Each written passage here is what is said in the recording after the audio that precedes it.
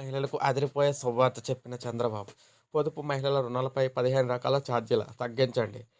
ఎంఎస్ఎంఈలకు విరివిగా మనం చూసుకుంటే రుణాలిస్తేనే అన్ని రకాల అభివృద్ధి. ముఖ్యంగా చూసుకున్నట్లయితే బ్యాంకులతో పొదుపు సంఘాలు తీసుకునే రుణాలపై బ్యాంకులు 15 రకాల ఛార్జీలు విధిస్తున్నాయని, వీటిని తగ్గించేలా చర్యలు తీసుకోవాలని ముఖ్యమంత్రి చంద్రబాబు బ్యాంకర్లను సూచించారు.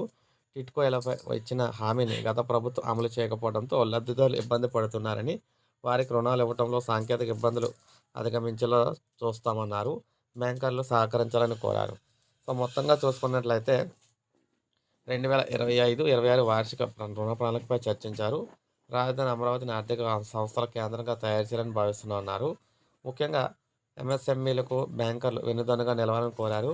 రుణం కోసం ప్రైవేట్ వ్యక్తుల దగ్గరకు వెళ్ళాల్సిన అవసరం ఉండకూడదని చెప్పేసి కోవడం అయితే జరిగిందనమాట. అంటే రాష్ట్రంలో ఏ ఒక్కరు కూడా రుణాల కోసం ప్రైవేట్ వ్యక్తుల వద్దకు వెళ్ళే అవసరం లేనంతగా బ్యాంకులు పనిచేయాలని చెప్పేసి ఆయన అయితే కోరారనమాట.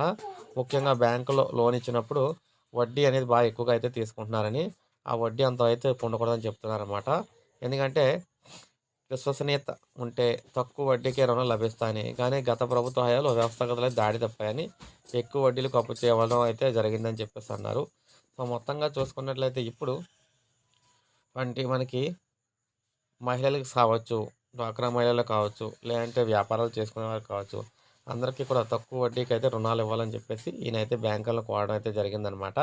సో ఇది మనకి తాజా సమాచారం. ఒక లైక్ చేయండి, సబ్స్క్రైబ్ చేసుకోండి మన ఛానల్.